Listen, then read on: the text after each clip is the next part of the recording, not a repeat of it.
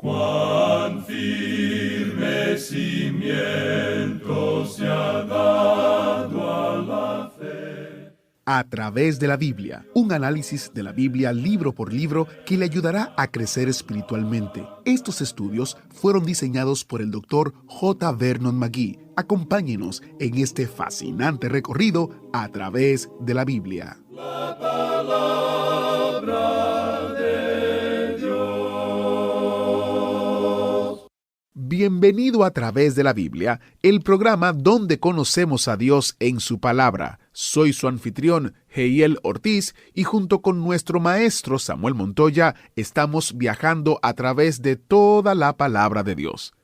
Acabamos de terminar el estudio de Segunda de Crónicas, y como es nuestra costumbre, después de estudiar uno o dos libros del Antiguo Testamento, volvemos al Nuevo Testamento para estudiar un libro allí. Hoy comenzamos nuestro estudio en el primer libro de Corintios, en el Nuevo Testamento. Es un estudio de 5 semanas, así que quédese con nosotros para estudiar esta gran epístola que es práctica y doctrinal a la vez. Ahora oremos para iniciar nuestro estudio del libro de Primera de Corintios. Padre Celestial, bendice la enseñanza de tu palabra. Danos ojos para verte, actuar y corazones deseosos de aplicar lo que aprendemos. En el nombre de Jesús oramos. Amén.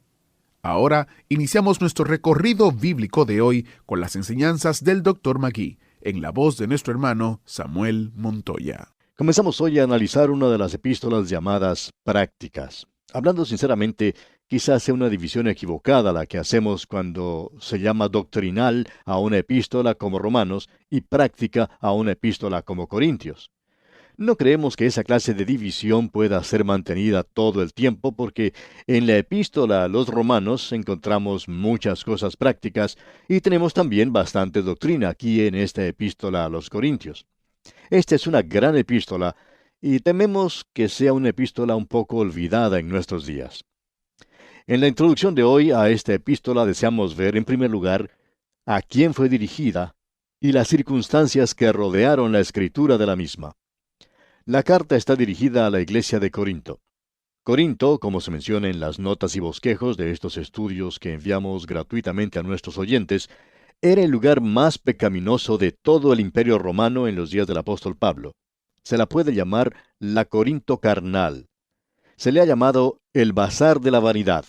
Está localizada a unos 70 kilómetros de la ciudad de Atenas hacia el oeste, en un istmo entre el Peloponeso y Grecia continental. Era una de las ciudades más florecientes de la antigua Grecia en el tiempo del Imperio Romano, con 3 puertos, 2 de los cuales eran de importancia. En la actualidad ha perdido su importancia debido a la construcción de un canal que quitó la necesidad de hacer escala en la ciudad. En realidad, esa importancia que tenía antes la perdió hace mucho tiempo. Quisiéramos agregar algo más a esta introducción. En los días de Pablo había unos 400,000 habitantes. Cuando Grecia era independiente, era la capital de la Liga de Acaya. En el año 146 a.C., fue totalmente destruida por el general romano Lucio Mumio y permaneció en esa condición por un siglo. 100 años después fue reconstruida por Julio César. Esto tuvo lugar en el año 46 a.C. y recobró la ciudad todo su antiguo esplendor. Estaba localizada en el istmo que ya hemos mencionado y el comercio del mundo entero pasaba prácticamente por los 2 puertos de Corinto. Ahora, la población estaba formada por gentes de procedencia griega, de judíos, italianos y muchas otras. Marineros, negociantes, aventureros y refugiados de los 4 puntos cardinales del Imperio Romano deambulaban por sus calles. Aquí tenía lugar un continuo bazar de la vanidad.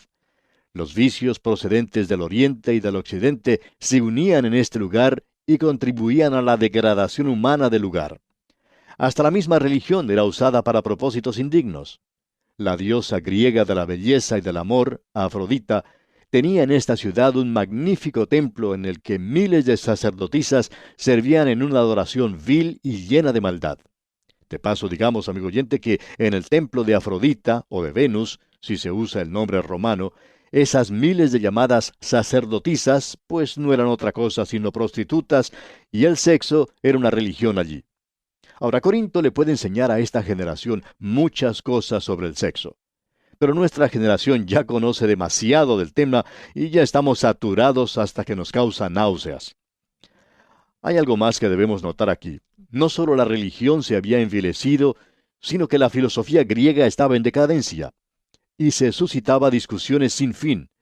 Por esa razón dijo el apóstol Pablo cuando llegó: me propuse no saber entre vosotros cosa alguna, sino a Jesucristo y a este crucificado. Usted recuerda ya en el capítulo 2, versículo 2 de esta primera carta. Esta era una ciudad entregada totalmente al placer y al libertinaje y alcoholismo. Allí en el Imperio Romano habían inventado una palabra nueva, era corintianizarse.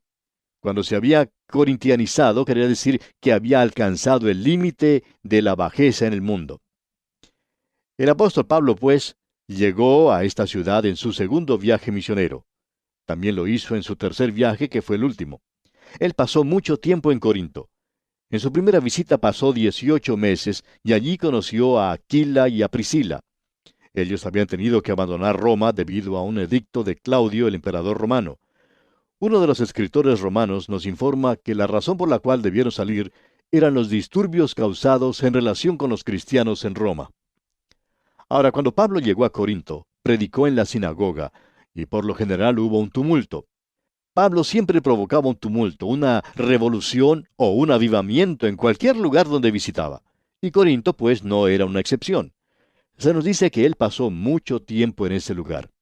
Pero en su tercer viaje misionero se quedó demorado en Éfeso. Ese era un buen lugar para quedarse demorado, ya que él hizo una labor extraordinaria en Éfeso en su trabajo misionero. Esa zona fue probablemente la más evangelizada. Pero ello provocó un desasosiego entre los corintios, ya que ellos eran muy tiernos en la fe cristiana y estaban solicitando urgentemente a Pablo que los visitara. Por ese motivo, Pablo escribió una carta para corregir algunos de los errores que habían aparecido en esa iglesia. Ellos tenían preguntas sobre muchos tópicos. Querían tener respuestas sobre situaciones políticas, cuestiones religiosas, asuntos domésticos, sobre cosas relacionadas con la moralidad y el paganismo y muchas cosas más. Pablo, pues, les escribió una carta que aparentemente no nos llegó a nosotros. Luego, él recibió más informes. Ellos seguían insistiendo y Pablo volvió a escribir otra carta, la que nosotros conocemos como la primera carta a los Corintios y la que vamos a considerar en nuestros estudios. Más adelante vemos que él escribió una segunda carta a los Corintios. Ahora, en esta primera epístola a los Corintios, tenemos algo que es importante de notar.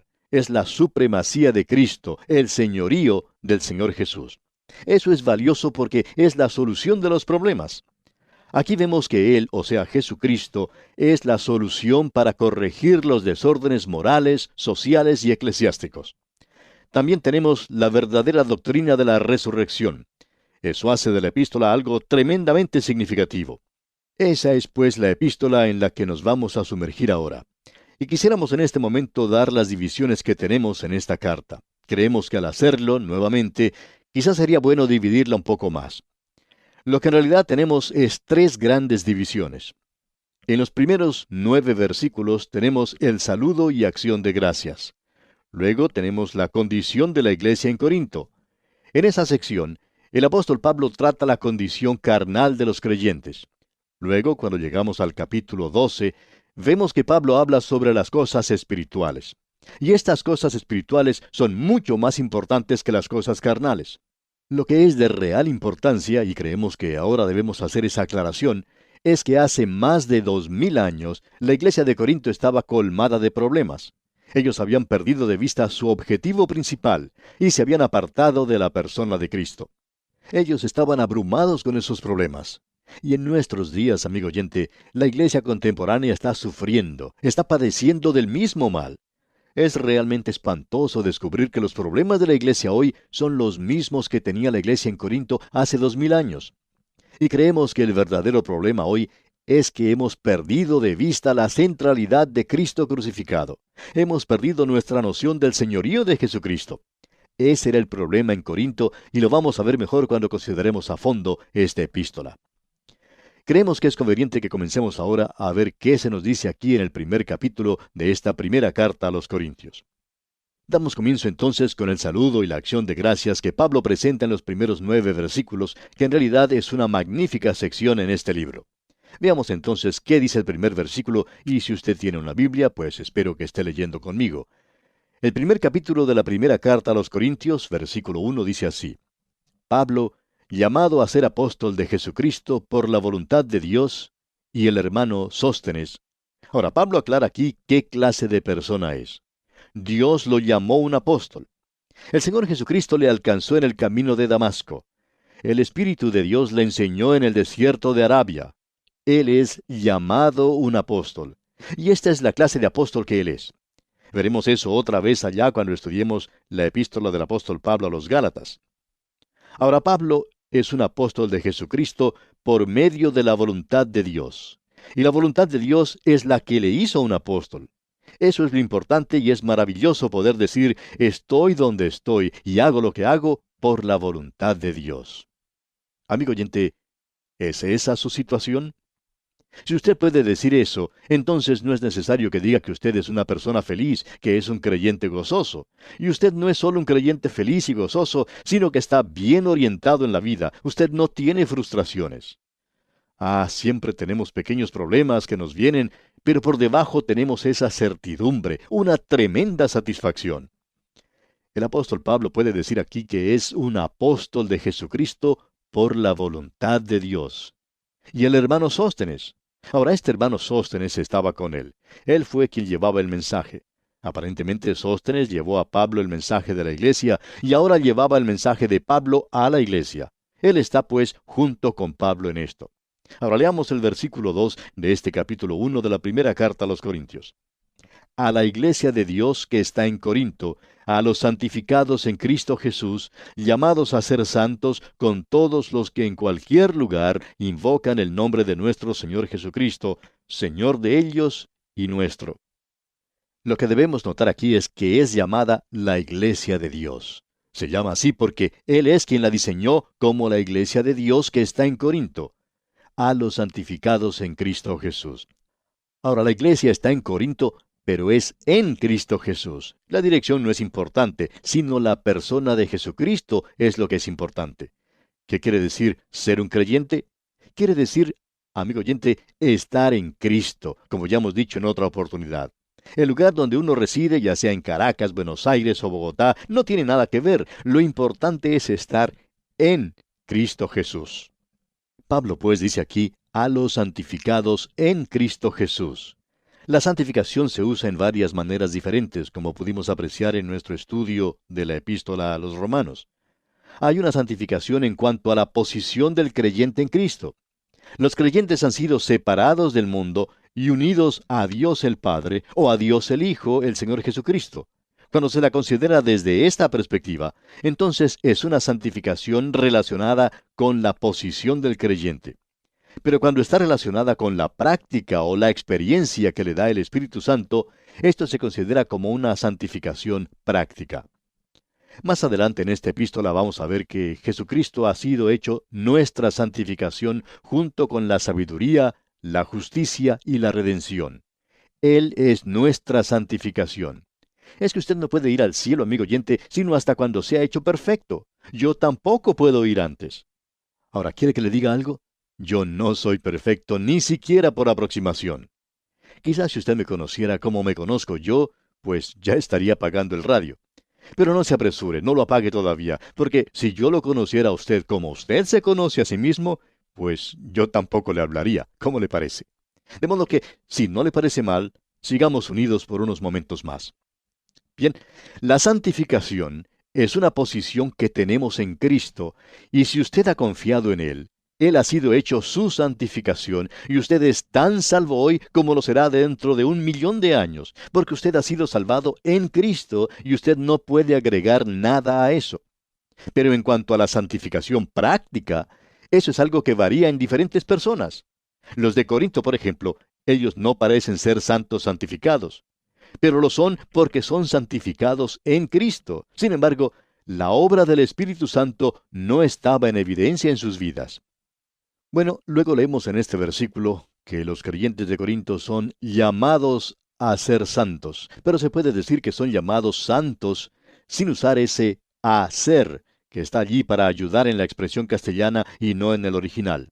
Es lo mismo que hemos leído en el primer versículo referente a Pablo, donde podemos leer llamado apóstol, en lugar de llamado a ser apóstol. Nuestros nombres son en realidad llamados santos. Usted, amigo oyente, no llega a ser santo por lo que hace. Usted llega a serlo por su posición en Cristo Jesús. La palabra santo quiere decir apartado, separado para Dios. Cada creyente debería estar separado para Dios. Por ejemplo, esos vasos viejos y ajados del tabernáculo, más tarde en el templo eran llamados vasos santos. ¿Santos? Sí, porque estaban dedicados al uso de Dios. Ahora, ¿en base a qué es considerado santo el Hijo de Dios? Bueno, está dedicado al uso de Dios. Deberíamos estar dedicados al uso de Dios. Pero esa es una posición que tenemos. Somos llamados santos. Y usted, amigo oyente, no es un santo por lo que hace.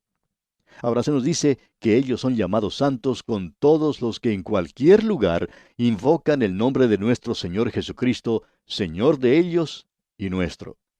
Y luego Pablo continúa con su acostumbrada introducción. Leamos el versículo 3. Gracia y paz a vosotros, de Dios nuestro Padre y del Señor Jesucristo. Estas dos palabras que él usa, gracia y paz, son dos palabras que hemos considerado anteriormente en varias oportunidades y que volveremos a tratar más adelante en esta epístola. Pero por el momento no vamos a dedicar nuestro tiempo a ellas, ya que queremos enfatizar algunas otras cosas. Continuemos pues entonces con el versículo 4 de este primer capítulo de la primera carta a los Corintios. Gracias doy a mi Dios siempre por vosotros, por la gracia de Dios que os fue dada en Cristo Jesús. Es en Cristo donde nosotros recibimos nuestras bendiciones. Allá en la carta a los Efesios, capítulo 1, versículo 3, podemos leer, Bendito sea el Dios y Padre de nuestro Señor Jesucristo, que nos bendijo con toda bendición espiritual en los lugares celestiales en Cristo. Allí es donde nosotros recibimos las bendiciones. En realidad, aquí, en Cristo, es donde debe ser. Quizá alguien pregunte, ¿y eso es importante? Bueno, lo era para Pablo. Pablo nos informa que él nunca le conoció en la carne. Él nunca llegó a conocer personalmente al Señor Jesucristo, quien anduvo por esta tierra en los días en que tuvo forma de hombre. Creemos que él le vio. Creemos que él pudo haber estado presente en la crucifixión. Él vio al Cristo resucitado, y para Pablo, él siempre fue el Señor de la gloria. Y en la mayoría de sus epístolas encontramos que tiene que ser Cristo Jesús, y también debe serlo aquí, Cristo Jesús. Ahora notemos el versículo 5. Porque en todas las cosas fuisteis enriquecidos en Él, en toda palabra y en toda ciencia. A esto se refiere el apóstol Pablo cuando dice allá en su carta a los Colosenses, capítulo 3, versículo 16, La palabra de Cristo more en abundancia en vosotros, enseñándoos y exhortándoos unos a otros en toda sabiduría, cantando con gracia en vuestros corazones al Señor, con salmos e himnos y cánticos espirituales. Ahora yo no sé cantar muy bien. ¿Cómo voy entonces a poder hacer algo como esto? Pues si no puedo cantar, no puedo decir. De paso, digamos que se está haciendo referencia a la palabra de Dios. Y debemos decir que hay varias denominaciones que cantan salmos. Creemos que se podría cantar todo, desde Génesis hasta Apocalipsis, si uno supiera cantar. Yo no lo puedo hacer. Es tener la palabra de Dios en nuestros corazones, amigo oyente. Eso es lo más importante. Eso no quiere decir que es necesario aprender todo de memoria. Lo que quiere decir es que debemos obedecer lo que ella dice. Eso es lo importante. Si Cristo está en su corazón, amigo oyente, entonces usted le está obedeciendo. Algunos de los jóvenes más desobedientes que hemos encontrado son aquellos que han memorizado más de 100 versículos de la Biblia. Ahora, eso no quiere decir que usted no va a memorizar los versículos de la Escritura para que no le llamen desobediente. Lo que queremos decir, amigo oyente, es que la respuesta a este interrogante no es tan fácil como memorizar algo, y no quiere decir guardarla en su corazón de esa manera.